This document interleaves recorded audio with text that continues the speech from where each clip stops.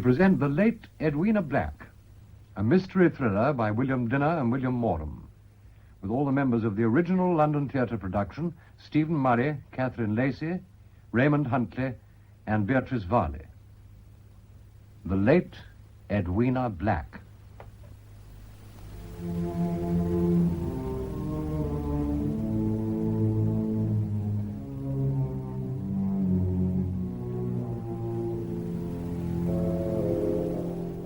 One winter evening in 1895. 9 o'clock in the drawing room of Amberwood House. Until 3 days ago, the home of the late Edwina Black. Yes, what is it, Ellen? Come in. It's your black dress, Miss Graham. Shut the door, Ellen. The draft is unbearable. I'm sorry, Miss Graham. I forgot. You don't like the wind bell tinkling, do you, miss? We should take it down. Oh, no, miss. You mustn't do that. It was hers. The mistress loved that wind bell. She often said it was like her laughter when she was young. And so Did you say my black dress had arrived? Yes, miss. I unpacked it to save it creasing. Bring it over here by the fire, will you, please? Would you mind holding it a little higher? Oh, that's it. You know, after the funeral, after the mourning period, it can be relieved very nicely by white or scarlet. It's a new sort of silk, isn't it, miss?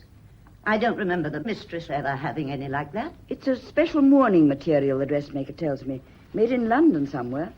Spitalfields, I think. I expect the mistress would have approved. That's a very expensive dress for a lady's companion, isn't it? I don't think so, Ellen. You'll be looking for a new post now, won't you? It would never do for you to stay here unchaperoned now the mistress has gone, would it? Leave my dress on the back of the sofa, will you? Yes, miss. By the way, miss, do you know if the master is giving up the house? I don't know, Ellen. Why do you ask me? I thought perhaps he might have discussed it with you. You see, I wouldn't like to think of someone else living here. I doubt whether many people would want to. It's so lonely. It's so far from the village. Oh, it's so unfriendly. Call at this time of night? I don't think Mr. Black will want to see anybody, so try and get rid of them as quickly as you can, Ellen. I'll go upstairs. Yes, miss. Good evening, ma'am. Chilly this evening. I didn't quite catch your name, sir. Martin, ma'am. Henry Martin. Did you say Mr. Black was at home? No, sir, he's not. He's out for his constitutional. But I don't think the master will see you. I'm sure he won't. This is a house of mourning. I'm sorry, ma'am, but I have to see him. Miss Graham is in. Would you like to see her? Miss Graham? She was the mistress's companion, sir. Oh, yes. No, I have to see Mr. Black himself, ma'am. Couldn't you come back after the funeral tomorrow? I'm afraid my business won't wait till then. Are you from the Amberwood Weekly Press? Heaven forbid, ma'am. Then from the lawyer's office, maybe. I am not, ma'am. Then what is it you want? I've come on a matter regarding the funeral, ma'am. Oh, from the undertakers. Why didn't you say? They told the master they were sending someone about the bearers. You'd better come in out of the cold and wait. Thank you, ma'am. That way, sir, in the drawing room. Thank you. You can sit down. Thank you, ma'am. I must say your firm supplies a nice coffee. Neat without being vulgar, as my missus would have said. And I like the shiny handles, quite genteel. She deserved the best. She always did. Oh, I'm sure she did, ma'am. A sad loss. Oh, it doesn't seem possible that I shall never see her again. Death can be very tragic for those who are left, for those who loved her. Are you staying in service here, ma'am? Why shouldn't I? It was Miss Edwina's house. Miss Edwina? I was with her ever since she was 21. I was a personal maid, a present from her father in the first place. No servant ever had a better mistress. Oh, I'm glad to hear that, ma'am. And now she's lying up there, upstairs, just waiting to be buried. Oh, I mustn't keep talking about her. I mustn't. It brings her back to me so. Keep busy, ma'am. That always helps. Well, I've certainly got plenty to do. Jellies and cakes and hams for the funeral tea. You've no idea how grief makes people eat. How's the master taking it? Quite well, thank you. I no doubt his schoolmastering keeps him from brooding. Boys can be little devils. I know, I've got a couple. He's too easy with those hooligans. They just take advantage of him. You can't be too soft with boys. I agree, ma'am. I ought to have charged them for a week. Well, I mustn't waste time like this. I suppose you'd like a glass of beer while you're waiting. Miss Edwina always liked me to do that, even for anybody who was nobody, as you might say. Oh, I'm not much of a one for beer, ma'am, but I wouldn't say no to a nice cup of tea. Tea at this hour of night? I'm very partial to a cup of tea. I could drink one almost any hour of the day. Maybe you can, but I never make tea in this house after 4:15, and I hope I never shall. It's beer or nothing. Then, nothing, thank you, ma'am. If you'll excuse me, I'll just go outside and tell my cabby not to wait. Well, you'll have to walk to the village if you do that. Miss Edwina got rid of our pony and trap after she took to her bed. Well, it's only about a mile to the village, isn't it, ma'am? You know your own business best. I can walk. I'll be back very shortly.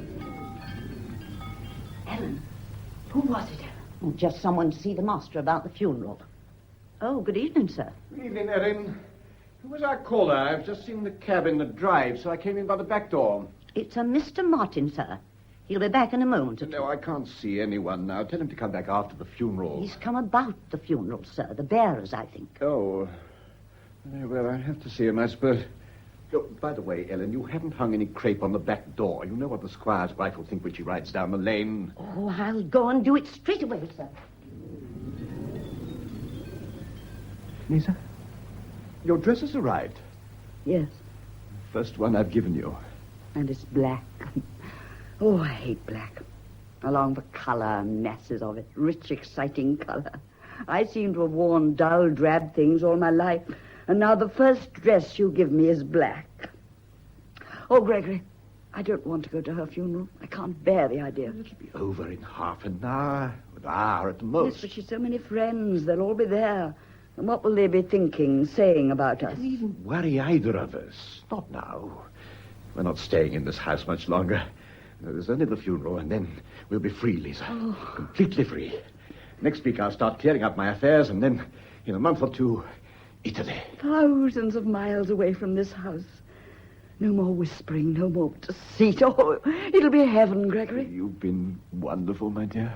Sometimes I can scarcely believe we'll never hear her knocking upstairs on the floor of her room again. Never hear her sharp voice. Never have that feeling of guilt when we look at her. I love you, Lisa. Do you remember how she used to walk round the house drawing the blinds if there was the least bit of sunshine to save the carpets? No air or sunlight ever seemed to get into this house. Yes, and how silently she used to do it. That's what I remember most. The silent way she walked, her eyes always looking on the floor. Yet seeing everything around her. It's going to take me a long time to believe she's dead. I don't think I will believe it until we get to Italy. Menaggio. It's such a peaceful name, isn't it? I found a wonderful picture of it this morning in those travel booklets. Did you? Now, where did I put... Yes, the bureau. Look, here it is. Menaggio overlooking the waters of Lake Como. Surely the lake will never be as blue as that. It's impossible. Yes, it will be. And the poplars will be just as green. Look at the carving on that bridge. And the vines trailing over it. Lovely. I wish we didn't have to use our money. If only we could go away now, straight away. Couldn't we? You know, well, immediately after the funeral. Come in. Excuse me, sir. That gentleman's back to see you, sir. Oh, very well. This way, please. Thank you. Mr. Martin. Good evening, sir.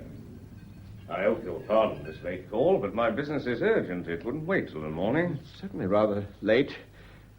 Please sit down. Thank you, sir. Oh, this is Miss Graham. Good evening, miss. Good evening. Well, Mr. Martin, you wished to see me about the bearers, I understand. No, sir. A private matter. I'll take this dress up to my room. No, Mr. no, Black. no. There's no need for you to go, Miss Graham. What is your business, Mr. Martin? You can speak in front of my secretary. Well, sir, it's rather a delicate matter. I hardly know how to begin. You sound very mysterious. Do I, sir? Well, I don't mean to be, but, Hadn't you better come to the point? I believe you've just lost your good lady, Mrs. Edwina Black. Yes. The funeral's tomorrow. Please accept my sympathy, sir. Thank you. I understand the lady had been ill for some time. It's about 6 months. Why do you ask? Well, it's like this, sir. Dr. Prendergast is worried about your wife's death certificate. It seems he regrets signing it. Regrets signing it? He's dissatisfied with the apparent cause of death, sir. So I've come to ask you to delay the funeral. What? Delay the funeral? It's a bit awkward, I'm afraid, but it can't be helped, sir. But who are you to interfere like this? I'm a police officer, miss. A police officer? My card, sir. Inspector Martin, Scotland Yard. Yes, sir. The Home Office got in touch with us, and I was sent down to you. I can't see why they should send you here. Surely you can see the funeral can't be delayed now. Everything's arranged. I realize how you feel, sir, but I'm afraid it must be. Must be. Why? In order to discover the cause of your wife's death, sir. I believe Dr. Prendergast termed it a sudden death. He speaks of certain symptoms which now strike him as strange. But Dr. Prendergast is not only old and doddering, he's quite beyond his work. Oh, he admits that himself, sir. When he signed the death certificate, he'd just come from a maternity case which had taxed him considerably. Surely you're not suggesting that my wife died by other than natural causes. Oh, don't let's put it that way, sir. Let's say the suggestion will always be there unless the matter's cleared out. But if you stop the funeral, the whole village will gossip. It isn't fair to the late Mrs. Black or to Mr. Black. I'm only obeying instructions, miss. Forgive me, sir, but I'd like you to understand my position clearly. Yes, yeah, I do, but I'm surprised at Scotland Yard wasting time and money sending you here. Believe me, sir, it's the last kind of job I'd choose if I had my way. The doctor's notions will have to be indulged for everybody's sake. As a sensible man, sir, you'll realize there's no other course left. And after all, a pathologist's report will ease everybody's mind. A pathologist report? That sounds rather horrible, doesn't it? Depends how you look at it, miss. I shall speak to Prendergast. I shall write him a note at once. I suppose if he admits that he's satisfied with the cause of death, that will satisfy you, Inspector? I'm afraid not, sir. It's out of my hands now. You mean there's nothing I can do? Well, post-mortem must be carried out. I realize how you feel, sir, but you must remember that I'm only doing my duty. A question has been raised concerning Mrs. Black's death, and the law must know the answer. Even though the question is asked by a senile old man like Prendergast? Yes, sir. You know, as Mrs. Black's husband, I have certain rights in this matter. There are no rights involved, sir. It's simply a question of our satisfying ourselves that the cause of death is correctly stated. Well, I'm sorry I can't take it as calmly as you do, Inspector. I object most strongly. I won't allow a post-mortem. Don't you think you owe this post-mortem to your wife, sir, in the circumstances? To her memory? I should have stopped Prendergast attending my wife. The man's an ass. But it's an awful situation. What excuse can I give to the vicar, the undertaker? Oh, don't you bother about that, sir. You leave it all to me. I'll make arrangements to have everything done discreetly, sir. I think we can keep the matter quiet. The funeral can take place as soon as possible after the post-mortem, say the day after tomorrow. What about all the people who are going to attend the funeral? Half the village will be there. This might give rise to the most awful rumors. Well, it might even be suggested... It's to stop any suggestion that we're having the post-mortem, sir. Well, I think that's all. I won't keep you any longer, sir. What's this? Touring booklets? You're planning to go abroad, sir? Yes, for a holiday. Italy, as you see. A touring agency, eh? I once had a trip with these people myself. My good lady came into a little money from her father, so we went to Paris. But you're going much further afield. Oh, I don't know, Inspector. I should probably do a great deal of traveling now. Bit of a stay at home myself, sir.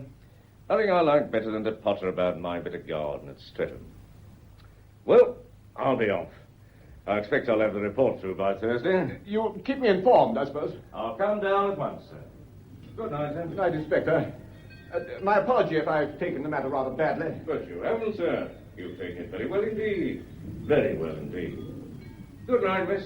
Good night. No, don't bother, sir. I can see myself now. That stupid fool of a doctor. I knew it. I knew it. I knew it. You what? I knew Edwina would stop us. How can she stop us, Lisa? Now, do be reasonable. There's nothing to be frightened of. Why are you frightened? I don't know. That's the awful thing about it. I don't know. Oh, well, you're frightened, too. Nonsense.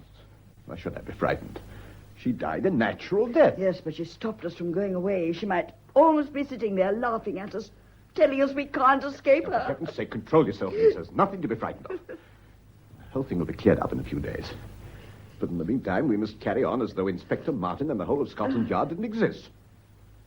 Now, will you promise me to do just that? Yes, I will. Good. Now, let's get back to business. This letter from the bank, they want Edwina's passbook. Could you get it for me, dear? Oh, yes, it's upstairs. I'll bring it down.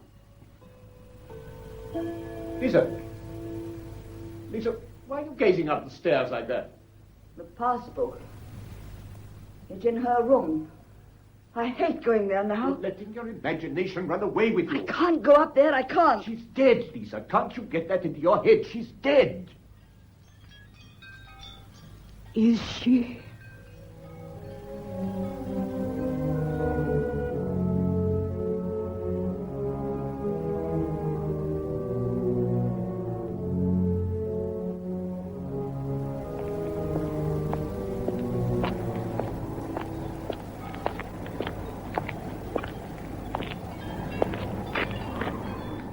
Large garden you've got here, ma'am. It won't be if you take much more of it upstairs on your feet. Don't worry, ma'am. I'm being careful. You've been in and out of Miss Edwina's room 20 times this morning. Well, ma'am, I believe in being thorough. The job's worth doing. It's worth doing well. By the way, what's that Mr. Black I heard just now? No, it wasn't. I wonder where he is this morning. I've already told you I don't know.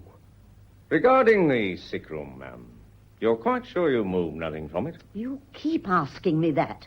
I've already told you that nothing's been moved to my knowledge since her death, except the things you took away the other day. You're certain, ma'am? I am, and the way you keep asking. My good lady always says I need telling everything 6 times, ma'am. She asks for it, marrying a policeman. Oh, good morning, miss. Good morning, Inspector. Weather looks uncertain, doesn't it, miss? I got to have a wet journey home. I expect you want to see Mr. Black, Inspector. I imagine he must have gone down to the village. Oh, well, I've no doubt he'll be back shortly. If you'll excuse me, I'll go upstairs just once again. Take another look at Miss Edwina's room. Oh, but feeling better, miss? The vicar's wife was saying how upset you looked at the funeral. Of course. Well, so are you, Ellen. Naturally, miss. I loved her. Is that you, Gregory? Yes, back at last, Lisa. It's 12:15 already. The morning's nearly over. The stonemason buttonholed me as I came through the village. Edwina's hardly buried 3 days before the old man's on my track. He proposes to erect an elaborate tombstone. Gregory, the inspector's here again. Oh? He's up in Edwina's room. Did he say anything? No? The post-mortem took place 4 days ago. Surely he must know the result by now. Found the fellow. Hush, Gregory. He'll hear you. Well, I'm angry. I have the greatest respect for the police, but I prefer them at street corners, not in my house. How long's he been upstairs in a Edwina's long room? time. He's on and off for over half an hour. Why don't you go up and see him? Yes. No, I think I will. Well, no, perhaps it might look odd being so anxious. Well, it's natural for you to want to know you were her husband. Oh, do go up, Gregory. Give him another 5 minutes. Come in. Excuse me, miss, it's your laundress. She starched the collars better this week. Thank you, Ellen. That policeman's upstairs again, sir. So I hear. He appears to regard my house as a hotel. You'd no right to let me think he was an undertaker's Well, he won't man. be here after today, Ellen. He seems very curious, doesn't he, sir? He's been asking me all sorts of questions. Indeed? What sort of questions? About the house and Miss Edwina, when you and she first married. I hope you didn't gossip. What could I gossip about, sir? No, nothing, of course. But I meant that, well, your mistress was inclined to lose her temper and say the most unwarrantable things to us both, wasn't she? If she lost her temper with me, sir, she was always justified and... Hush, Ellen. The inspector's coming downstairs now. Poking his nose into her room, it's indecent. Morning, Inspector. Good morning, sir. I'll get along and prepare the lunch for 2. Just a moment, ma'am. There's something I want to ask you. Me, sir? Yes. May I sit down, sir? Yes, do. Thank you. Rheumatism in my knee. Always gets me when the wind's in the east. Now, ma'am, you were telling me just now that you acted as nurse to your mistress. And a very good nurse I expect you were, too. I did my best, sir. And you'll be responsible for carrying out the doctor's instructions. Yes, sir. For example, you'd see that she had her medicine without fail. Of course, sir. No point in having doctors if you don't do what they say. A very reasonable attitude, ma'am.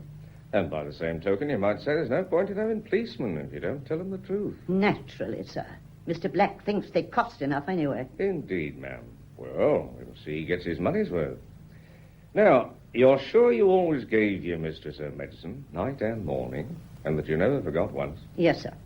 Then we have a little mystery, ma'am, because the post-mortem reveals no traces of medicine at all.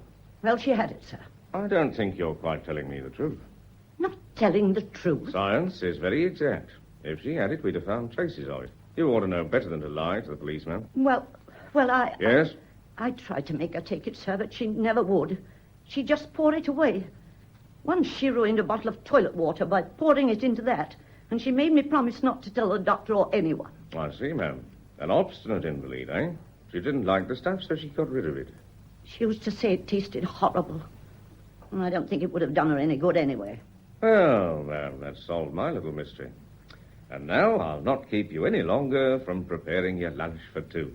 Yes, sir. Ellen, perhaps the inspector would like some lunch? Oh, it's very kind of you, sir, but I have to catch the 1-5 to Paddington. No, I wouldn't say no to a cup of tea. Tea for the inspector, Ellen? Tea before lunch. Well, of course, if you say so, sir.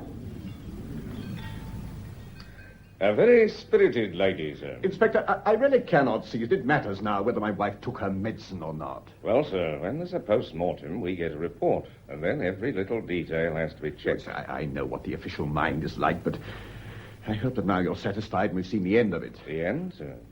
I'm afraid you don't quite understand. It's more like the beginning. Beginning. Yes, sir. It's my unpleasant duty to tell you that we've discovered arsenic in your wife's body. Arsenic? Yes, sir. Arsenic. Good heavens, are you suggesting my wife died of poisoning? Well, that would be the inference, sir. Her medicine. Prendergast must have made a mistake in his dispensary. But you've just heard the housekeeper say that she never took her medicine. Well, she might have taken one dose, an overdose. An overdose might make her ill, sir, but it wouldn't kill her. Besides, I've traced all the medicine bottles. Found them in the local dust tip. In that case, Inspector, you must analyze them at once. Oh, but you see, miss, they've been analyzed. Well, Inspector, well? The analysts found nothing in them save traces of medicine. Harmless medicine. No trace of arsenic at all. None. Which clears Dr. Prendergast of carelessness in his dispensary. Then your pathologist has made an error in the post-mortem. That's unlikely, miss. But if arsenic was found in her body, how did it get there? That's what we have to find out, miss. That's why I'm here again. You're making her death seem so strange. I don't like it, Inspector. It's disturbing. A few questions might answer I'm that. tired of your questions, Inspector. I know, sir, but I don't think you quite appreciate my position. I ought to put my point of view. Your wife dies suddenly. A post-mortem is carried out, and the report shows death to have been due to poisoning. I'm placed in charge of the investigation. Now, sir, if you were in my place, how would you set about the inquiry? Well, I... Yes, sir? Well, I suppose I should have to ask some questions. Exactly, sir. I apologize, Inspector. But what is it you want to know? Now, sir, there's a tin of weed killer in the greenhouse. Weed killer? Yes, sir. I understand you ordered it from the general stores in the village. Let me see. On the 2nd of October. It was delivered the same afternoon. Was it? Yes, that's quite right. I did order some. Are you suggesting that the weed killer was responsible for her death, Inspector? I can't say yet, miss. But the particular brand Mr. Black ordered contains a high percentage of arsenic. I see the tin in the greenhouse has been used, sir. Yes. We've always used weed killer here. My wife is very particular about the gravel paths. When was it last used in the garden? I'm afraid I can't remember that. No, I simply can't remember. Do you mean Mrs. Black was accidentally poisoned by this weed killer, Inspector? We'll hope. Accidentally, miss. Wait a minute, Inspector. Yes, sir? If there's no doubt about the poison, then have you considered the possibility that perhaps my wife... she was suffering from the strain of her illness. I don't know quite how to put this, I'm afraid. Suicide? No, sir. Impossible. How could she have risen and gone to the greenhouse where you keep the stuff? The tin was only delivered after she was forced to take to her bed. The doctor's words bear me out there. He says she couldn't stand on her feet. Oh, no, she was far too ill. We know that. And no one in their senses would have taken the stuff up to her, would they? No, of course not. And there's not the slightest trace of any arsenical substance in her room. I'm afraid it can only point to one conclusion. Someone in this house must have... Well, your wife couldn't have taken the stuff herself, could she, sir? Someone in this house? Someone in this house. But who? Well, there's the housekeeper, though I hear she was deeply attached to her mistress. Ellen, she was devoted to her, almost like a sister. Old ladies, in spite of devotion, have been known to commit serious crimes, miss, even murder. Oh, but not Ellen. The idea's utterly ridiculous. What do you say, sir? Do you think the old lady had a motive? Well, the will hasn't been read yet, but we know she was left a small annuity, but it's silly to suppose that Ellen would do anyone an injury to get it. Exactly, sir. The motive isn't large enough. You mean Yes, miss? Mr. Black has a larger motive since he will inherit the fortune? Good heavens. Do you mean that, Inspector? I don't mean anything yet, sir. But you said... Please, put yourself in my place But again. haven't you forgotten another possibility? Have I, miss? Now, what would that be? Well, Mrs. Bloom, who helped nurse Mrs. Black for several weeks. I hadn't forgotten her, miss. Do you think she had a motive for poisoning Mrs. Black?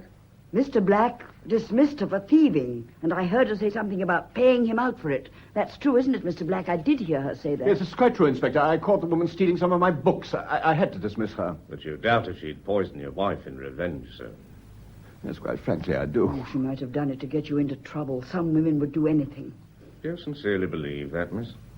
No, of course I don't. It's quite ridiculous. But if she didn't do it, then Mrs. Black must have died by accident. Or your man at Scotland Yard has made a mistake in the laboratory. We may make mistakes at Scotland Yard, miss, but not in the laboratory. But you're seriously suggesting that I would deliberately... Well, good heavens, Inspector, this is too unreasonable for words. Unreasonable, sir? But you really believe I poisoned my wife? I have no belief, sir. I'm here simply putting my point of view. Well, your point of view may be quite natural, Inspector, but you're wasting your time if you try to connect my wife's death with me. If she did die of poison... Yes, if she did die of poison. She died of poisoning, sir. However, let's go back a few weeks before Mrs. Black's death. I'd like to know something of her habits, her daily routine. Did you see your wife that morning, sir? Morning of her death? Yes, naturally. How was she? Well, pale and restless. The same she'd been for several weeks. Did she complain of anything? No more than usual. I mean, she spoke naturally enough of the monotony of lying in bed on a sunny day. Now, miss, as the lady's companion, will you tell me something of her daily routine? Well, it was very simple. I mean, that is when she took to her bed 4 or 5 months ago. Every morning at 8 o'clock, I would have to brush her hair. Say, from 8 to 8:15? No, much longer. She liked me to brush it very, very slowly. What time did she breakfast? Well, the tray came up at 8:30. She always had tea and toast. And preserves? Honey. There's always honey. Do you know if it was kept apart from the rest of the household preserves? No, Ellen would take it from the same jar. And after breakfast, miss? Well, at 10 o'clock, Ellen and I would go up to her room and she'd give us our orders for the day. In my case, letters, a little shopping necessities, books, flowers for her room, and so on. And then, miss? Well, I'd read to her every afternoon. Yes, she liked to keep in touch with the fashion notes and also the latest novels. And in the evening, miss? She'd have a light dinner, then Mr. Black would come up, and of course I would go. Yeah. How did Mrs. Black call anyone when she wanted attention? By a bell? No. She would knock from upstairs on the floor with a stick. A carved ebony stick. Her room is... Oh, it was over this one. And you go at once? Yes. Well, often she'd not want anything at all. I see. Now, sir, about stimulants. Did your wife ever take any wine, for instance? Well, Yes, sir? but I have to admit that she was sometimes a little indiscreet. She drank, sir? No, that's not the way I'd care to put it. She was a little careless, perhaps. She tried to insist on this particular habit when she took to her bed, but Prendergast wouldn't allow it. No, Inspector, my wife didn't have any stimulants during her illness. She have anything to drink apart from tea and so on? A cup of warm milk every morning at 11 o'clock. Who generally took it up? Ellen, Did she take it up on the morning in question? I think so. Are you certain, miss? Well, if she says so, of course she is. Oh, I'm wrong. I took it up that morning. Oh. By the way, miss, did you get on quite well with your mistress? Yes, of course I did. Perfectly. I see. Now, sir, about that weed killer, is the greenhouse locked at night? Yes. And the keys kept hanging in the hall. Now, I want you to think very hard, sir.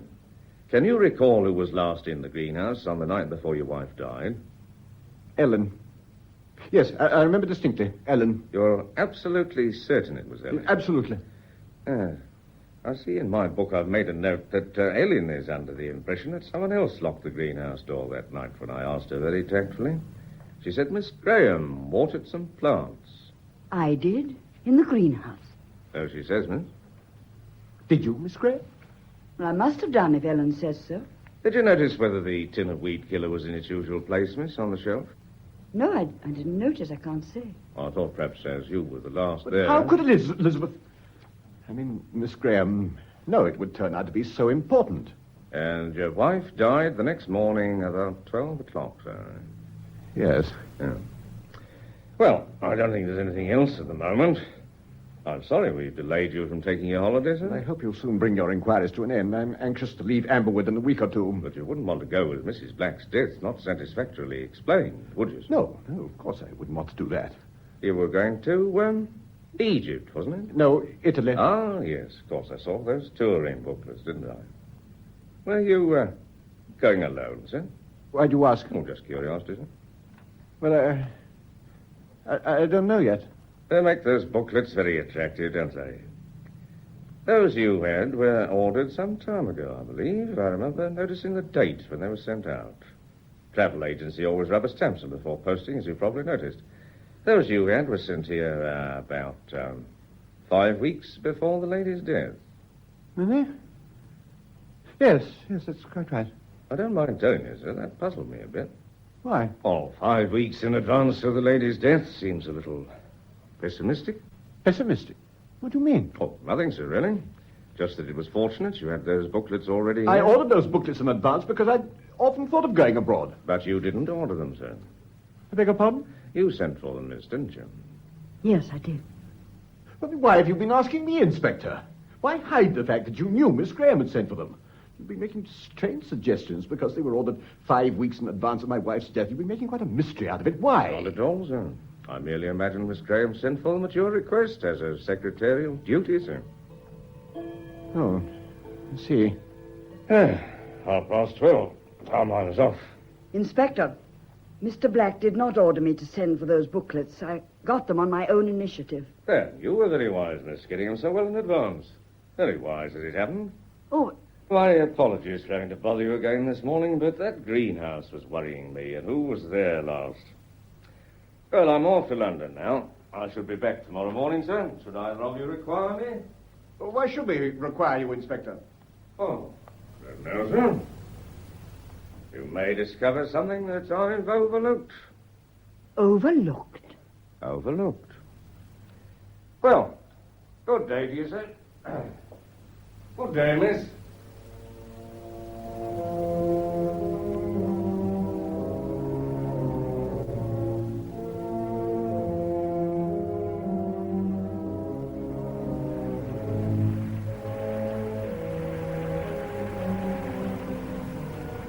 Thank heaven this is the last batch of exercise books I shall ever correct.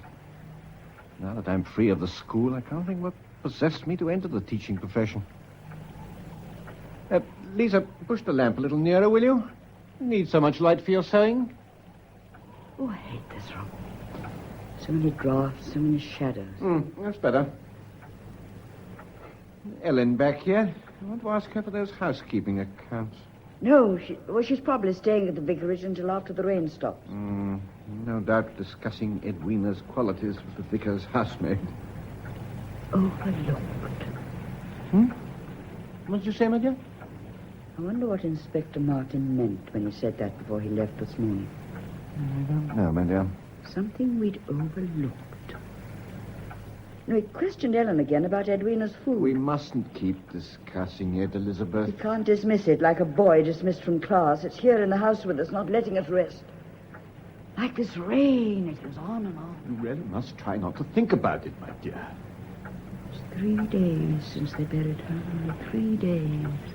72 hours, thousands of minutes.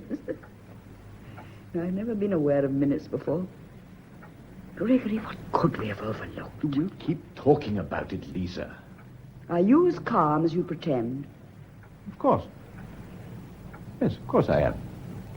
I keep starting a little task like this piece of sewing, and suddenly I find myself staring at it, and 5 minutes have gone by, and I haven't made a stitch, Gregory. In this rain, all the flowers on her grave will be ruined. Lisa, you must control your thoughts. Discipline I yourself. can't. I keep seeing the inspector's face, the way he looked at me when he was talking of those wretched booklets. You must have guessed I was going to Italy with you. Well, if he already believes we're lovers, and his knowledge about our trip to Italy can't make much difference, can it? No, I suppose it can't. Oh, dear. My thoughts go round and round in a circle. It's all so confusing. And how I've always hated confusion. Elizabeth, come sit here beside me. That's better. Now, try to keep your mind on Italy, on Menaggio. I'm certain we'll be there in less than 3 weeks. Incidentally, let's stop in Paris for a day or two. You'll need clothes and hats, and I've always wanted to buy you a necklace, a pearl necklace. What do you say, Greg? Lisa, aren't you listening to me? What a way to treat a man who wants to buy you a pearl necklace. I thought I heard something. Oh, impossible. We're alone in the house. I'm sure I heard a sound upstairs. Rubbish, my dear. It's only your imagination. Now, about those pearls, I think... Lisa, why don't you listen to me? You remember how she would knock on the floor towards the last, beginning very softly and then thumping more and more. You must forget her, Lisa. Every room, every corridor is alive with her, every inch of the house. Her things, the things she chose, they belong to her and speak of her. We'll never get rid of her, Gregory. Lisa, remember the first time I spoke to you about us? That time in the garden when Edwina had gone to the village. You came over and straightened my tie, remember? And you pushed the hair off my forehead and you said, Gregory, you're helpless. Why can't you keep tidy? I didn't say that, did I? That's so long ago I've forgotten. Why did I seem so helpless, Lisa? I think because you were lonely. I was lonely, too. But although it started with pity, you did fall in love with me, didn't you? Yes, Gregory. I don't mind so much. Pity alone isn't very heroic, is it? I wasn't a very romantic figure, was I? You even mistook me for the gardener when you came out to drive that first day. Well, you let me think you were the gardener. You wore the ugliest hat I've ever seen. You had a rose in it as large as a cabbage, a really vulgar rose. It may have been, but it was very fashionable. And how Edwina stared because we laughed when we were first introduced to each other. You know, I was very nervous of her. You didn't show it. I wasn't going to let another woman see how I felt. Oh, certainly not Edwina. You see, at that time, I was quite impressed by her clothes and her jewels. You know, in all the houses where I've worked, I've always pictured myself as the mistress. I would tell myself how money, luxury, travel must give one a feeling of such confidence. Money can do other things, too. In the hands of someone else, it can be a weapon, a reason for telling you 50 times a day that you're fortunate to have servants, a comfortable home, when your salary as a schoolmaster is only £125 a year. Didn't you see what she was like when you first met her? Lonely men are often blind, Lisa. Oh, I suppose she told you her money didn't matter, that it was a gift given with a full heart. Oh, she was so easy to read, wasn't she? She's gone now. She can't hurt us anymore. We said we were going to be happy. We are. You do believe that, don't you? Oh, it's hard to think of happiness for all... No use worrying, my dear. Something will soon turn up to prove the whole thing a mistake. Of course it will. We're together, aren't we? We have each other, haven't we? Yes, we have each other. She's the only safe thing left. Gregory, that was the door of Edwina's room. No, it couldn't be. It was, I'm sure of it. Oh, nonsense. Oh, she's clinging to the house she loved. Well, the door's locked. I locked it myself. Now, Ellen's left the box room door open. You know how careless she is. Well, how could it have been Edwina's door? She's dead and buried. No, it couldn't have been her door, could it? My dear, you're trembling. My nerves, they've been dreadful since Inspector Martin came Silly here. to let him upset you so much. I can't help it, Gregory. You've got no reason to be nervous of him. He's just an ordinary man carrying out his duty. Why should it upset you? You've got nothing to conceal. Silly of me. I know it's silly. It isn't as if you have anything to conceal. He's just an ordinary man, a homely, ordinary man, just a man who likes pottering about in a garden. I expect he has a wife who's ordinary, too. Why are you so nervous of him? I think it's because he's ordinary that he frightens me. You know, when I was little, I had a doll. It was an ordinary doll with a smiling face. One day, the gardener's boy was clipping a hedge. He cut his finger, and some blood dropped on my doll's face. I screamed. She suddenly changed, suddenly become frightening. Just as the ordinary things in this house are changing, just as the inspector... I must stop this. Oh, what made me think of that doll? I can't imagine why the inspector should frighten you so much. He's ordinary, yet there's something behind his eyes. Perhaps it's power I see there. Power of what he represents. For the first time in my life, I can feel the whole weight of the law behind that ordinary man. Surely the inspector can't believe we had anything to do with Edwina's death. Surely he can't. We said we wouldn't talk about it anymore. No. Let's get on with my corrections. Shall I help you? Give me some of the exercise books. There you are. It's composition. I gave them the French Revolution as a subject. Well, I know a little about it. The French found the guillotine very useful for cutting with. Master Smith understates a little, doesn't he? Louis XVI and Marie Antoinette, spelt wrongly, and the Constitution, spelt wrongly. Do you want me to correct the spelling as well as the English? Do you want me to correct... Gregory, why are you looking at me like that? What do you mean? You must control your imagination, Elizabeth. Yes, I know I must. I'm giving way far too much. No, we've done nothing wrong. They've just made a mistake, a dreadful mistake. That pathologist made an error. Yes, of course, of course. Oh, who'd want to poison her? Mrs. Bloom, Ellen, why should they? And who else is there? Nobody. But us. We know we didn't do it, so there it is. Oh, if only they can find out so that that we can leave this house. Listen to the rain. Will it never stop? Nobody but us. Was the execution of Marie Antoinette 1793 or 83? 93. I thought so. Lisa, Yes? what made you send for those travel booklets? I don't know. I just happened to. Well, I've often sent for such things. You know, I've always wanted to travel so much. Yeah. Why do you mention them? Well, it's just an idle remark. Gregory, what are you thinking? Why did you send for them so early? Early? Did I know Edwina was going to die in 5 weeks?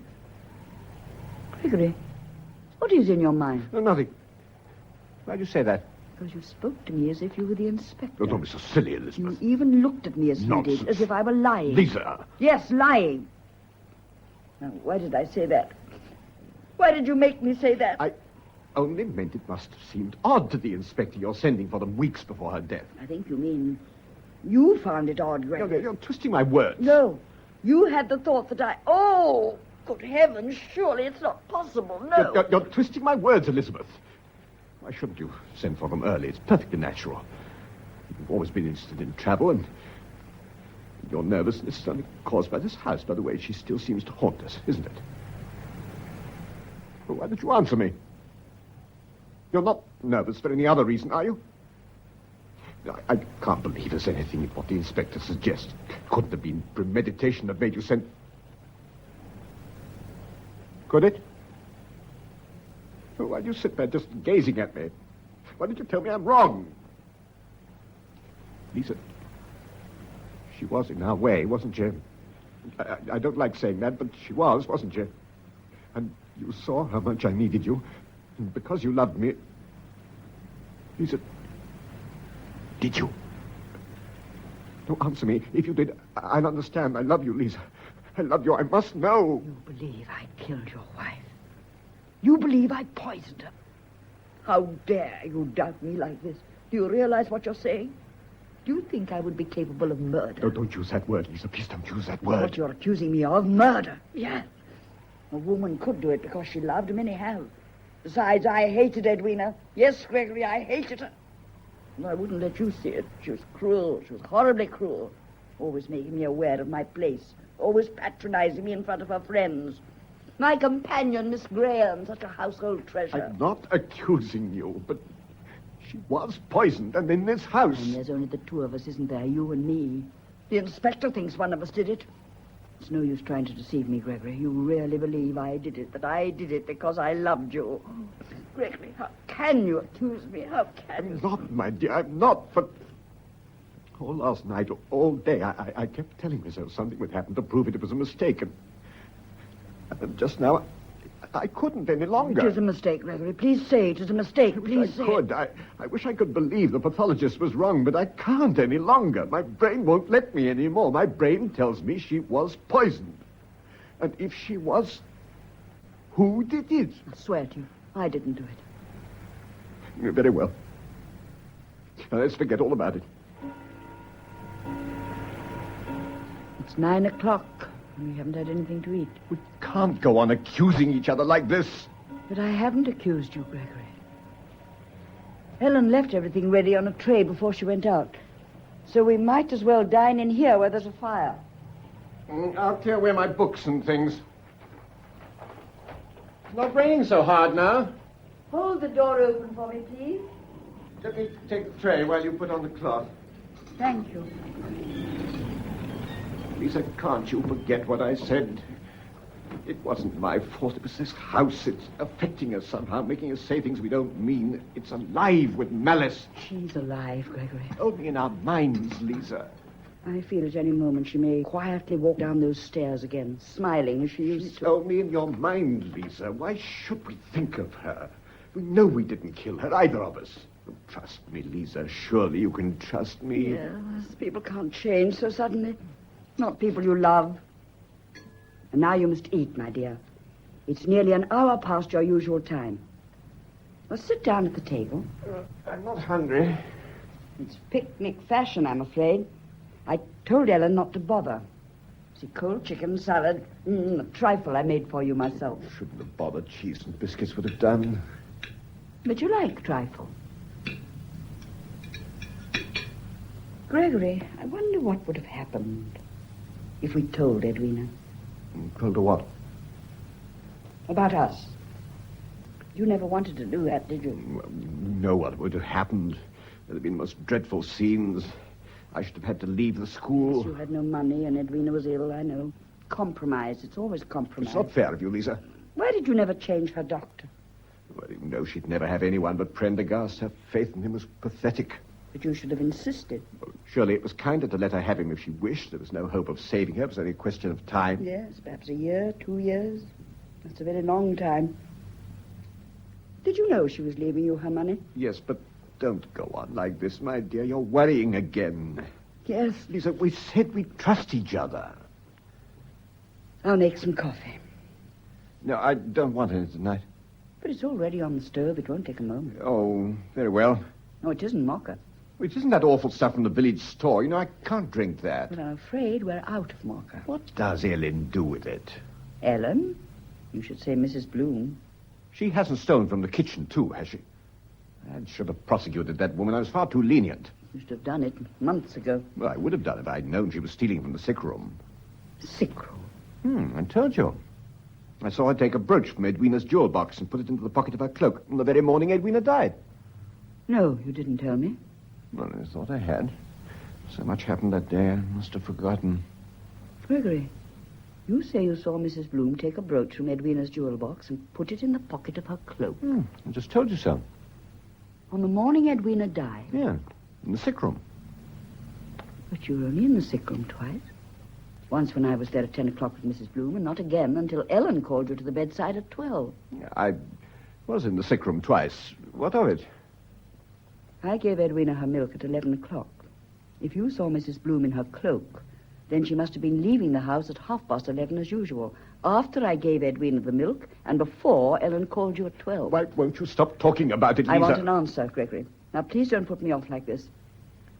What is your reason for not telling me you were in the sick room after I gave her the cup of milk? What?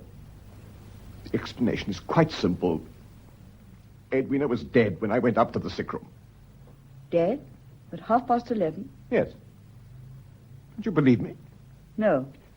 Lisa, listen to me. Why don't you help me instead of disbelieving everything I say? We're lost if we go on like this. Why don't you help me? Gregory, if you killed her, then you've destroyed every hope we have. Every hope. How could we live together, love each other with death between us? But I'm innocent, Lisa. You've got to believe me. Gregory, you swear you're innocent. Yes, Lisa. I swear to you I didn't kill her. I swear it on the Bible. Look, here's Edwina's Bible. Lisa, I swear I did not kill my wife.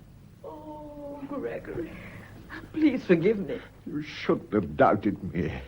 How could you imagine I could kill anyone? I'm just a simple man, my dear. Murderers aren't like me. You know they can't be.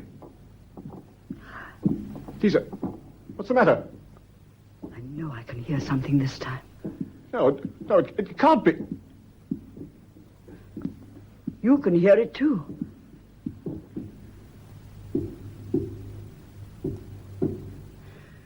Ellen! Ellen, what are you doing upstairs? What are you doing with that stick? The stick, sir? I just went up to fetch it.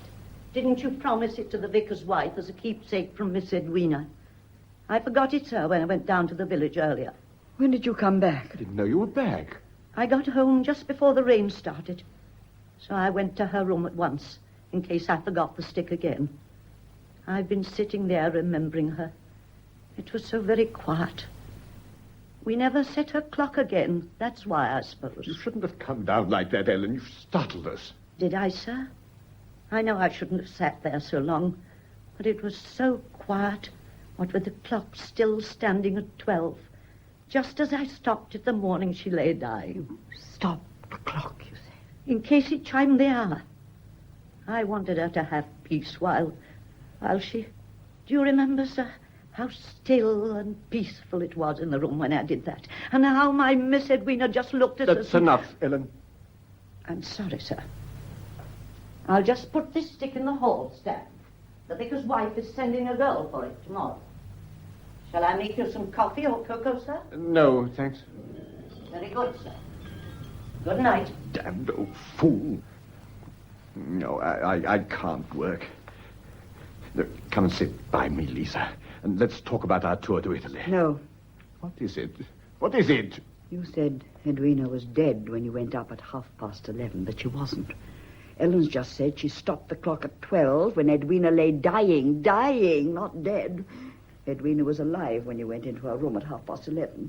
What were you doing in that missing half hour? Lisa, if you loved me, you couldn't talk like that. I never harmed her, Lisa. I'd never kill a human being. How could I?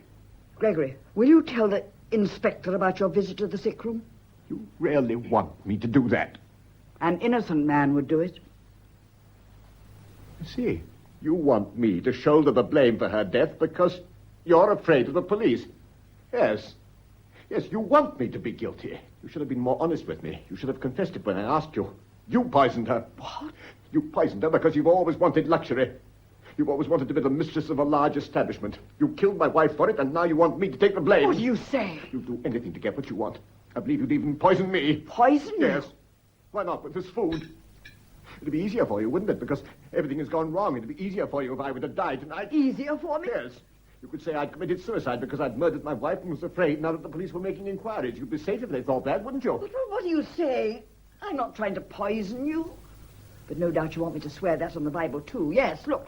Shall I swear on the Bible, too? Lisa, Gregory. This isn't a Bible at all. It's not a Bible. It's a Latin primer. But I thought it was a Bible. Both the covers are black. I thought... You knew it wasn't. You swore to me on that you didn't kill her.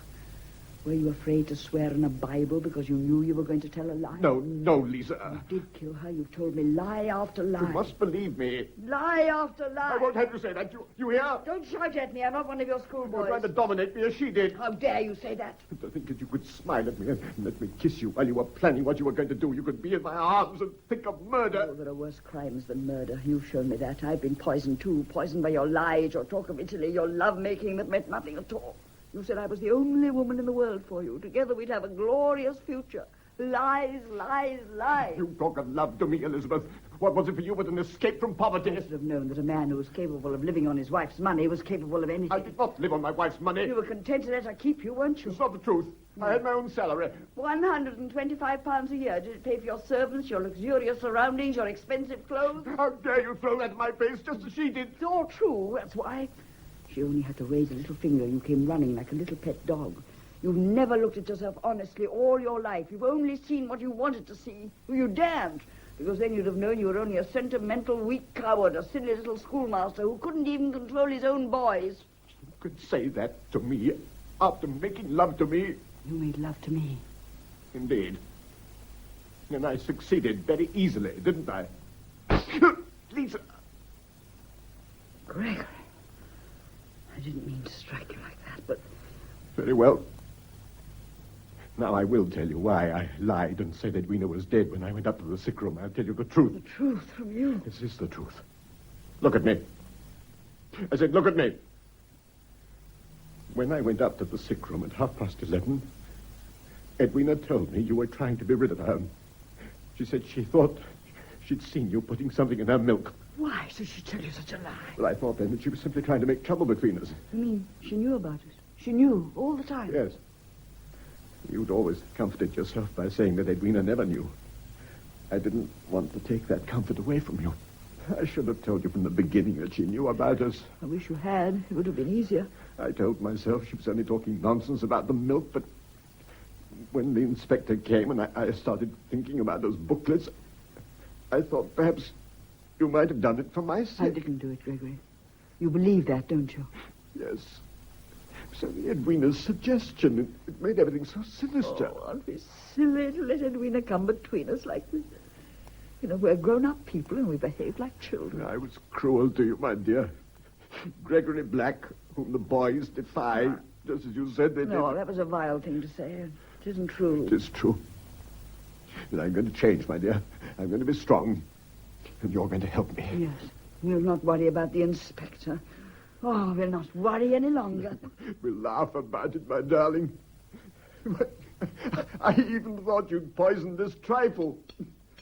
No, it's funny, don't you see? Well, I'll never make you another trifle as long as I live. Oh, it's wonderful to be laughing again. Look, this calls for a grand gesture. We'll drink to it. We'll drink to Menaggio. I'll get the port and 2 glasses from the cupboard. You know I never touch port. Well, you're going to touch it this time. Don't argue, my love. It's a special occasion. Oh, Gregory, you're right. I won't argue. That's better. There's a glass for you. Now, will you give the toast? Yes, Gregory. I drink to Italy, the sunlight, and Menaggio. Gregory, why aren't you drinking? Well, stop gazing in your glass and drink to Menaggio. Just see you on the terrace, standing beside me near the green poplars and the blue water. We're going to be happy at last, Lisa. Happy at last. It'll be the end of worry for both of us. Both, thank heaven. Then drink to it. Why aren't you drinking? Is there something wrong with this port? Gregory!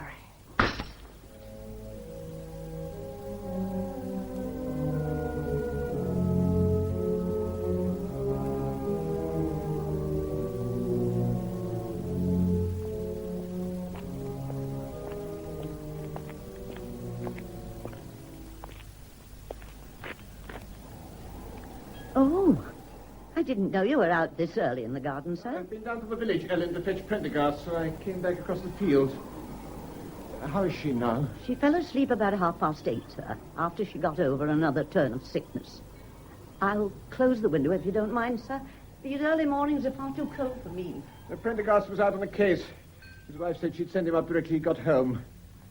Have you done everything you can for her? As much as I can, sir. I'm not a doctor, sir. But do you think she really needs a doctor? I'm not likely to know what's wrong with her, sir. She's as white as a sheet. But then who isn't after sickness? She didn't say much to me, too ill to speak, I suppose, sir. But her eyes... She kept staring into space like anyone seeing a ghost, as if she was scared. Is there anything I can do? Nothing at all, sir. She'll be all right for a few minutes, even if she wakes. Ellen, Yes, sir? what did you do with the other glass of port that was left on the table when we took Miss Graham upstairs last night? I threw it away down the sink. You shouldn't have done that. I wanted it. Miss Graham kept saying something about the port being bad. Some nonsense about poison. As if port could turn poisonous even if it was bad. It seems a little unlikely, doesn't it? That's what I said. Well, if that'll be all, sir. Yes, that's all. Thank you, Ellen. Very good, sir. I'll go and make the beef tea.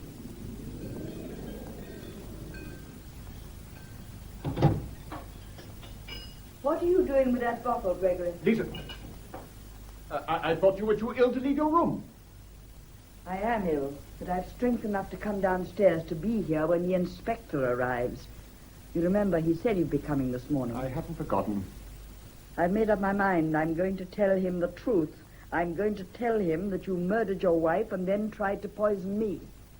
You realize that bottle of port is poison, don't you? Yes, Then put it on the table. The inspector will want it. I was going to. All these months, I never knew you. All these months. Well, here he is. Yes. You will have your wish now, Elizabeth. You'll be able to denounce me to him. He'll believe you, too. You're clever enough to make him believe you. Where are you going? Upstairs. Oh, no, you're not. For once in your life, you shan't run away. I'm not running away. You run away all your life. This time you can't do it. This is something you've got to face. Come in. Excuse me, sir. Oh, you're up, miss. Yes, Ellen, I'm up. It's Mr. Martin, sir. Thank you, ma'am. Good morning, sir. Good morning, miss. I hear you've been ill. I'm sorry. Yes, I am ill, Inspector, but not as dangerously as I might have been. Oh, I'm pleased to hear it, miss. May I sit down, sir? I've been all round the village since before 8 o'clock this morning. Hasn't done my rheumatism any good. Far too much exercise. Inspector, Mr. Black has something to tell you. Have you, sir? Well, there's just one question I want to ask Miss Graham, first of all, then we'll hear what it is. Now, miss, how often do you go to the chemist in the village? Very seldom. Now, I want you to cast your mind back to last April. You went there and you bought some soap and some tooth powder. Can you remember buying anything else? Well, of course I can't. It's so long ago. But, Inspector, you'll see that all this is a waste of time when you hear what Mr. Black has to say. I think it was about the second week in April. I told you I can't remember. Well, that's a pity, miss. Pity. Perhaps later on you might be able to recall it. Inspector, Yes, miss? last night I was nearly killed. Really, miss? I was given a glass of port from that bottle. Well, port isn't usually considered very lethal, miss. Well, this port is different. This port. Gregory, tell him about the port. Well, sir, what about the port? Gregory. Now, sir, tell me about this port. Well, it's poisoned. Indeed, sir. How do you know? I was violently ill after being given a glass of it. Who gave you a glass of poisoned port, miss? Mr. Black. It was perfectly harmless as far as I knew. Well, I had a glass as well. You didn't drink yours. Inspector, he poured out 2 glasses and he made me drink mine first. It was only sheer chance that I didn't drink it. Now, I'm afraid, Inspector, I must tell you that, in my opinion, Miss Graham poisoned that port herself. She took just enough to make herself ill, no more. Just enough to make me look guilty when she accused me of murder. That's a very serious charge, sir. Inspector, he knows I didn't do it. Now, you each had a glass and only one of you drank. Well, where's the untouched glass? Ellen threw it away. When did you last have a glass of porter? Well, not for several weeks. And you, miss? I've never had a glass before in this house. Sir, bearing in mind that the housekeeper's teetotal and that the late Mrs. Black was forbidden by the doctor to drink, that bottle would have been in the house for some time. Yes. You're absolutely certain of that, sir? Yes. Then how is it that when I called at your wine merchant this morning, I was told that a large number of bottles of port came into this house during the last 6 months? Well, I knew nothing about it. You can't throw any light on it either, miss? No. Well, we'd better have asked the housekeeper. I'll ring if you don't mind. Inspector, this is a complete waste of time. Isn't it obvious? He was giving his wife poisoned port. And what motive would you give Mr. Black for doing that, miss? He knew he was going to inherit her money. Did he? But you see, that's not strictly true. Not true. No, miss. I called on Mrs. Black's solicitor this morning. I understand he's coming here tomorrow for the reading of the will. He told me a most interesting fact. That you, miss, inherit a half of Mrs. Black's fortune. I? Yes, miss. No, it's not true. Quite true, miss. It can't be. Did Mrs. Black ever say anything to you about it? She did say one day she'd make me wealthy, but I thought she was just talking nonsense or playing one of her cruel jokes. You never told me, Elizabeth. Why didn't you tell me? Well, now you see, Inspector, there is a motive. A motive? Oh, yes, sir, we have a motive. But you're forgetting something. Forgetting something? You come into the other half of the fortune, so you have a motive too, sir. I wonder what's happened to that housekeeper. You know, miss, I hope you won't mind my saying so, but you have very attractive hands. Think I notice hands? What have my hands got to do with it? Nothing, miss, nothing. But they're so shapely and white. Beats me how you ladies keep 'em like that. One of those feminine secrets, I suppose. Come in. You rang, sir? The inspector wishes to ask you a question, Ellen. Oh, yes, sir. It's about the port, ma'am. I'm teetotal, sir. So I understand, and a very excellent thing, too, ma'am. I can't help then, can I? Ah, but I think you can, ma'am. In the past 6 months, a considerable amount of port's come into this house, and I'm trying to discover what's happened to it. How should I know? I don't keep the key of the cupboard. I doubt whether this port was ever kept long enough to be put in a cupboard. Did you ever give any of it to the late Mrs. Black? Give her port, sir? Why, the doctor had strictly forbidden it. But you never took any notice of the doctor, ma'am. You told me in this house only a week ago that Mrs. Black never took her medicine, that she used to pour it away, and that you knew it. That was different, sir. Ah, ma'am, I don't want any nonsense. You can go to prison for telling lies, you know. Is that understood? Yes, sir. Have you ever seen that bottle before? I don't know, sir. Have you or haven't you? I might have done. Where did you see it? I found it in Mrs. Black's room the morning she died. She used to hide it away from the doctor. I brought it down and put it in the cupboard over there. You brought it down. Yes, sir. So you did give Mrs. Black port. A lot of it? I wouldn't have given it to her, sir, but she used to crave for it. And it brought the colour back into her cheeks and made her feel so much better. You come into a nice little annuity by her death, ma'am. I suggest you might have tampered with that last bottle of port. Tampered with it, sir? I'm trying to discover how Mrs. Black died. You mean... Oh, what a wicked thing to say. As if I would have harmed her. Besides, Mr. Black knew she was having the port, sir. That's not true, Oh, Ellen. yes, it is, sir. Did you ever see Mr. Black take it upstairs? No, sir, but he knew it was coming into the house. He knew that. That'll be all, thank you, ma'am. Yes, sir. As if I would have harmed her, as if I would have harmed her. Now, Mr. Black, why did you tell me your wife didn't have any stimulants during her illness? Well, I didn't want anyone to know. I didn't want anyone to realize that I sometimes had to give in to her. She kept at me day after day until I did give in. And you allowed her port, knowing it was dangerous in her condition? What did he care about that? It was just an easy method of giving her the weed killer. I did not touch that weed killer. Inspector, is there any need to prolong this? You know the truth now. Oh, sorry, miss, but you must bear with me for a little while. There are some things I know and some things I don't know. I shall have to explore everything. For example, I'm still interested in that little purchase you made last April. Then there's the weed killer and the cups of milk. So many questions which have to be answered. There is also that bottle of port staring you in the face. He put weed killer into it. But we've analyzed the weed killer that was used for the garden. Less than half of it was composed of pure arsenic that had dissolved in liquid. The rest of it was like sand. Wouldn't dissolve in anything. This liquid is perfectly clear. Look at it against the light. You see? Perfectly clear. You mean that bottle does not contain weed killer? I do, sir. Because, you see, your wife was not poisoned by weed killer. Not poisoned by weed killer? I don't understand. You will, miss, you will. Now, we come to that little purchase you made last April. Apart from soap and tooth powder, you also bought a certain preparation that's quite fashionable nowadays. I may have done. But what has that got to do with all this? I hope to show you in a minute. But I wish you'd try and recall that But purchase. how can I recall it last April? It was so long ago. I think it was for your hands, miss. Oh, yes, I did buy a preparation for my hands. Something to whiten the skin. Perhaps you can describe it, miss. Well, it was a powder which I had to dissolve in water. Exactly, miss. The chemist ought never to have sold it to you. But I suppose they're very lax in these country districts, and he probably makes an exorbitant profit out of it. Poison laws need tightening up.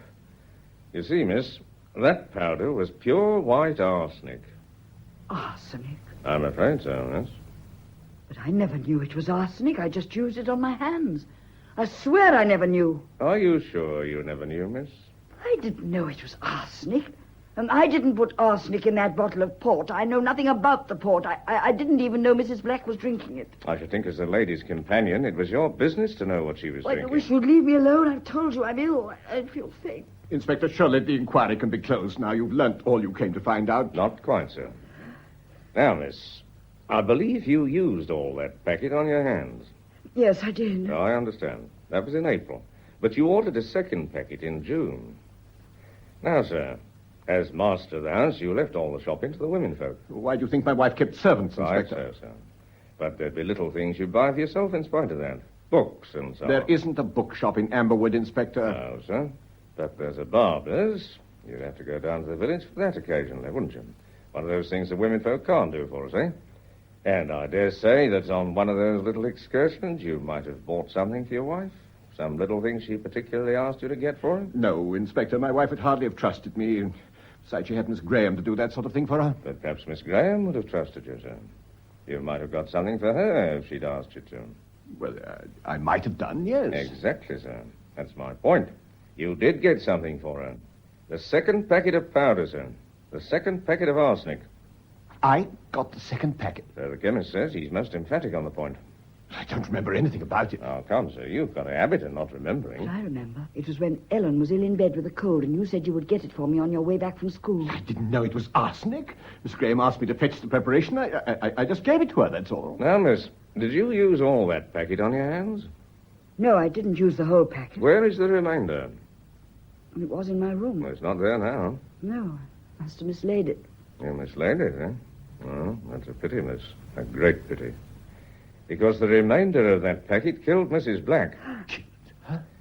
Now, miss, regarding that preparation, did you always keep it in the packet? Yes. I asked because the chemist said he suggested it should be kept in a container, because long exposure to the air would discolor it. He says he generally told his customers that. But I didn't bother. Yeah, that's right, Inspector. I remember telling Miss Graham that she ought to do it when I gave her the Yes, packet. but I didn't bother to do it. But you did bother, Elizabeth. Because I saw the stuff in a silver bowl. You say you told Miss Graham it should be in a container, sir. Then you knew that arsenic was likely to go dark if exposed long to the air. Well, the chemist told me so. I wondered, sir. Because you'd have more than a passing knowledge of chemistry, wouldn't you, since you're a schoolmaster? You might have known the peculiar properties of arsenic. But I didn't know it was arsenic. I've told you that. Where did you see the silver bowl? I don't remember. Where is it now? I don't know. Do you know, miss? Well, how can I know? I've never seen it. Oh, I find myself at a loss. Both of you stand to inherit a considerable sum of money. Both of you were in love. Both of you had access to arsenic. Miss Graham mislays a quantity of it, which later poisoned your wife, possibly in that bottle of wine. A silver bowl, which may or may not contain arsenic, and which would or would not reveal traces of this, is missing. If we could find that bowl, we could verify one or other of the conflicting stories, but neither of you can tell me where it is now. If your wife hadn't died, sir, you might have both gone on for years, the two of you sitting in this room waiting, while in the room above, Mrs. Black continued to maintain her feeble hold on life. Are you suggesting that Miss Graham and I poisoned my wife between us? People in love have been known to act in an extremely desperate manner, sir. I'm not suggesting anything, sir. I'm merely relating the facts. And the facts are not particularly helpful at this moment. I'm afraid I can only ask you to accompany me to London, where we can take proper statements and go into the matter a little more fully. You mean you're arresting us? Well, sir, let's rather say that you've been called in for further questioning. But I was poisoned by that port last night. Would I have done that myself, Inspector? Can't say, miss. There's so many stories about this bottle of port. But we'll sort it out, miss. We'll have the bottle analyzed, and we shall know all about it. It may prove to be the drink which poisoned Mrs. Black. Now, there's a train at 10:05, or is it 10:25? I shall have to look it up. It'll be a cold journey, so with your permission, sir, I think it might be a good idea if we had some tea before we left. I'll tell the housekeeper. Excuse me, please. I won't be long. No matter what he says, they'll arrest us when we get there and charge us both with murder. Why haven't you the courage to admit that you took the arsenic from my room? No, what's the use of arguing? Unless one of us confesses, they'll believe we did it together. And the more we blame each other, the worse it'll be for I'll us. make them see the truth. What is the truth? You and I were secretly in love. My wife died of poisoning. We started at disadvantage, don't we? There have been too many lovers who've got rid of the wife who was in the way. I feel Edwina's watching all this. How she must be enjoying herself. Can't face it. They'll question me, question after question, pushing me further and further into a trap. Yes, you can stand there and say that, but you were quite content to let me take the blame to save your own skin. And so are you. Oh, it's no good, Elizabeth. We're bound together by her death, bound together by what happened to her. We can't escape her. But there's one thing we can do. Run away. Now, at once. If we can get abroad, we shall be safe. Where should we go? Menaggio? Well, there must be somewhere in the world where they couldn't find us. And what will our life be like if we ever reach it? I'll tell you, living in shabby little cafes, afraid to go out in the sun, starting an alarm if anybody knocked at the door. After a time, we'd be safe. And Edwina will be with us always. So you won't run away. No. I'll tell you why you won't run away. Because you still think I'll be convicted. That you'll be allowed to come back and spend the money you inherited through murder. And when you do come back, you'll change into another Edwina. You're even beginning to look like her. Your eyes are cold and hard. Gregory, keep away from me. You both shamed me and humiliated me. You turned me into a weak coward between you. Let me go. You're hurting me. Admit that you killed Edwina. You won't destroy me. Go on, Elizabeth. Admit it. You shan't destroy me. I won't let you. What will you do? No, nothing. That's the whole point. Nothing. You both succeeded too well. Come in. Mr. Martin tells me you'll all three be going to London by the 10:05 train, sir. So I've packed a bag for you. Thank you, Ellen. I've also packed a few things for you, Miss Graham. Now, sir, about the house. No, you can see to that, Ellen. No special instructions? No. Miss Edwina was the only one who gave special instructions. But then everything had to be just right for her. You're much more easygoing, aren't you, sir? But perhaps you don't love the house as she did. There we are now. It trains at 10:05, sir, so we've got plenty of time. Oh, I hope you'll pardon the liberty in your kitchen, ma'am, but the kettle boils, so I made the tea.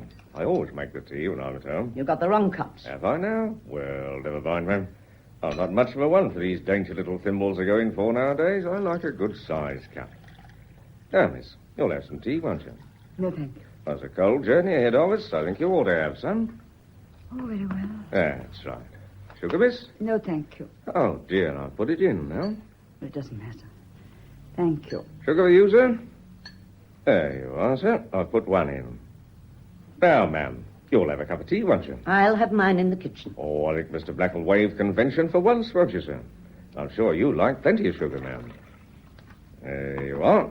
Thank you, sir. You seem to be enjoying this, Inspector. Well, why not, sir? I should have thought it was hard in the moment. Moments like this happen quite frequently in my profession, sir.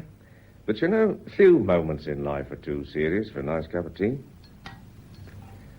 What an attractive sugar bowl this is, isn't it? I often wish my salary allowed me to collect silver. Finely engraved piece, isn't it? I like the way the designers entwined the letters E.B. with the pattern of leaves. Your wife's initials, of course, sir. Where did you get that? Why, ma'am, it's only a sugar bowl. It's not a sugar bowl, it's... I'm sorry, ma'am, I thought it was. That's what comes of letting your kitchen be invaded by a man. You didn't find it in the kitchen. Where else would I find it? Could it have been under some bushes in the garden? You put some in my tea. Put what in your tea, ma'am? Sugar? It wasn't sugar, it wasn't sugar. What was it then, ma'am? Of course, it was the arsenic. He's put some in the tea. I've done nothing of the kind, ma'am, but I suggest you put it in Mrs. Black's port. No, they did it. Miss Graham, Mr. Black, the two of them. They were the only ones who wanted to get rid of Miss Edwina. But you threw the bowl away. They told me to do it. That's a lie, Inspector. And they told me not to tell anyone. When did they tell you to throw it away, ma'am? The day after Miss Edwina died. Oh, this is preposterous. Just a moment, sir, please. Now, ma'am, what did they say to you? They told you to throw it away? They did. They didn't say anything else. They just said, will you throw this away in the garden? Yes, sir. Didn't you think that strange? It looks a very valuable bowl. I didn't think at all, sir. I just did what I was told. Then how did you know the contents was poisonous? I knew it had poisoned Miss Edwina, didn't I? Did you, ma'am? And how did you know that? Neither Mr. Black nor Miss Graham told you. As far as you were concerned, it was just a bowl they wanted thrown away. I guessed it. No, ma'am, you didn't. I suggest you knew it was poison because you'd already given it to Mrs. Black in her port. But why should I harm her? I loved her, do you hear? And you've also stood to gain a comfortable little annuity from her death, ma'am. I suggest you stole the hand preparation from Miss Graham's room and put it into the bottle of port before you took it upstairs to your mistress. I didn't steal it. Miss Edwina asked me to get it. She said she wanted it for her hands, and she told me to put it in the silver bowl. And then you poisoned her. I didn't poison her. She poisoned herself. Oh, my, what have I Poisoned said? herself? Now, ma'am, just calm yourself and tell us the rest.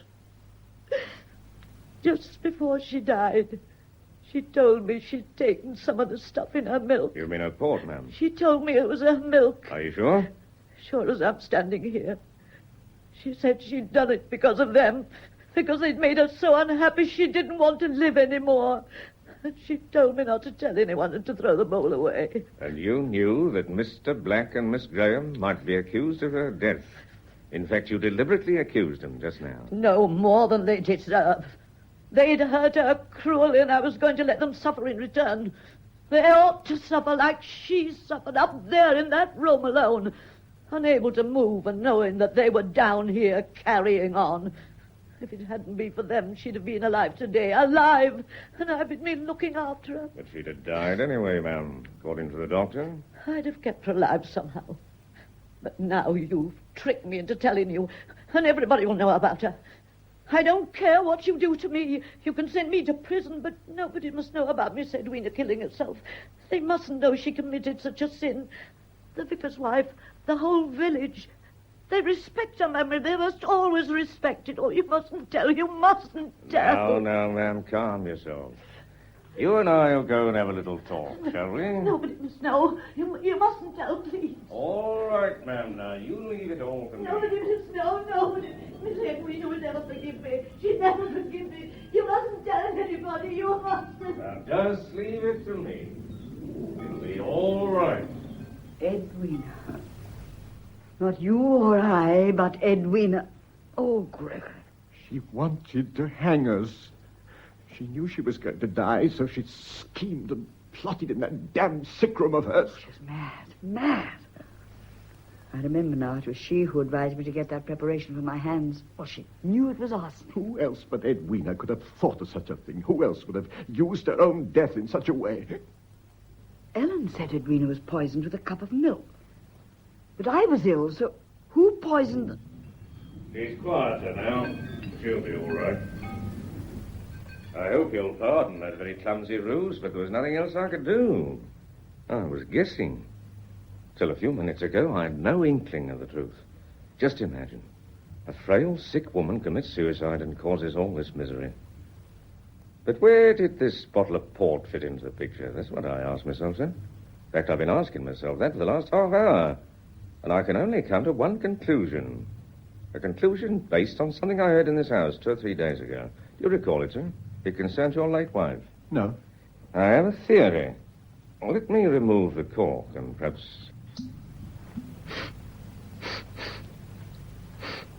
as I thought.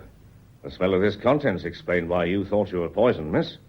Do you remember Mrs. Black had a habit of throwing her nasty medicine away anywhere just to get rid of it? This bottle happens to be handy, possibly with a little port left in it. So why not pop it into that? But I was ill, Inspector. Of course you were ill, miss.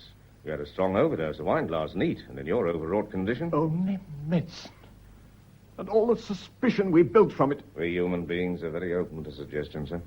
In the dark, an overcoat hanging on a door becomes a monster. A tree becomes the devil himself. Amber Wood's been a dark place these last few days. So medicine becomes a deadly poison. And Edwina was behind everything. Edwina. Can we blame the poor sick lady entirely, miss? After all, she wouldn't have succeeded as far as she did unless... Unless what? The ground has to be fertile, sir, if the seed is to flourish. Oh, there's 9:30 now. Hey, I'll catch the 10:05 train. I'll go by the garden way, if you don't mind, sir. Read it for me. You'll be hearing from us very shortly. Final formality, sir.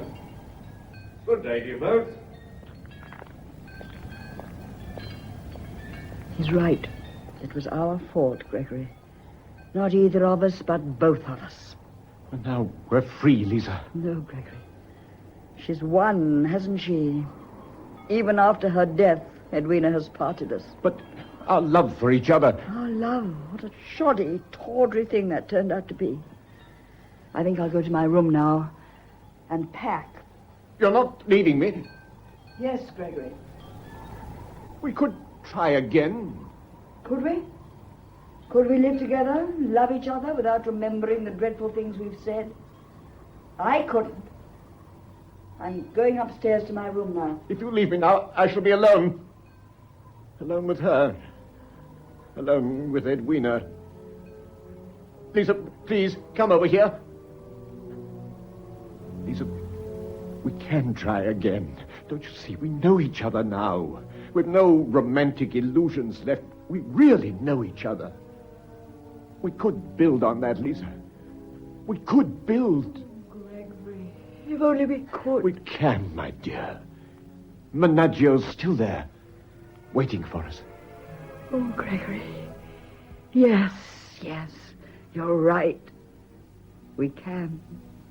We will.